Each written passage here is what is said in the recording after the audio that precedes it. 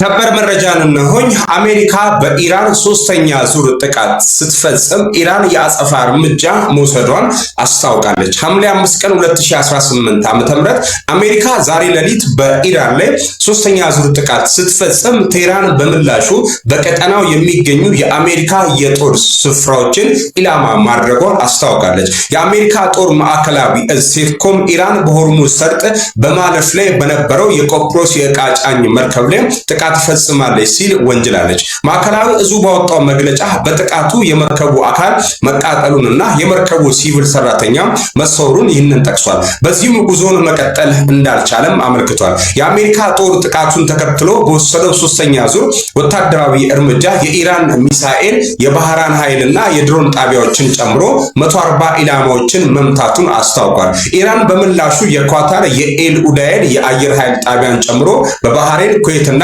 ጆርዳን በሚገኙ የአሜሪካ የጦር ስፍራዎች ላይ የአጸፋ ጥቃት መፈጸሙን አስታውቃለች። የኢራን አብዮታዊ ዘብ ዛሬ ንጋት ላይ በጆርዳን በሚገኙ የአሜሪካ የጦር ስፍራ ወታደራዊ ማዘዣ ጣቢያና የድሮን ማከማቻን ጨምሮ ቁልፍ ኢላማዎችን መምታቱን ይህንን ገልጿል። ስምምነቱን በመጣስ እርስ በርስ እየተወነጃጀሉ የሚገኙት አሜሪካና ኢራን ለሚቀጡባቸው ጥቃት የአጸፋ እርምጃዎችን እንደሚወስዱ ማስጠንቀቃቸውን ተከትሎ በቀጠናው ያለው ውጥረት ተባብሶ መቀጠሉን አልጀዚራም ይህንን ዘግቧል።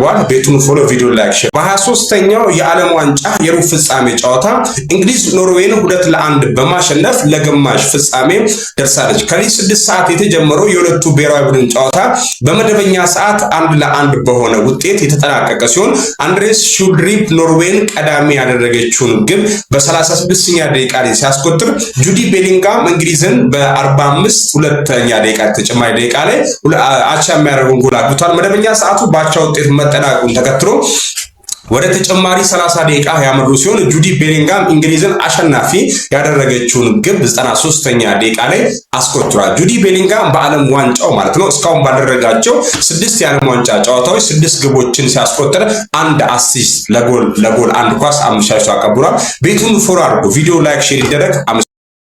አዲስና ወቅታዊ መረጃ። አርጀንቲና ወደ ግማሽ ፍጻሜ አለፈች።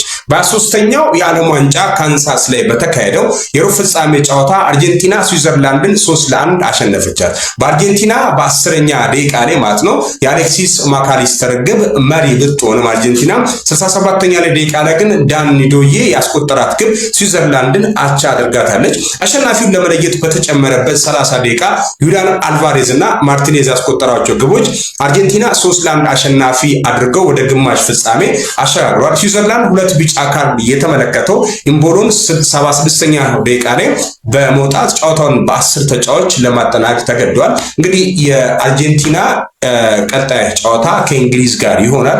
ማን ያሸንፋል ምናየው ይሆናል። ቤቱን ፎሎ አድርጉ፣ ቪዲዮ ላይክ፣ ሼር ይደረግ።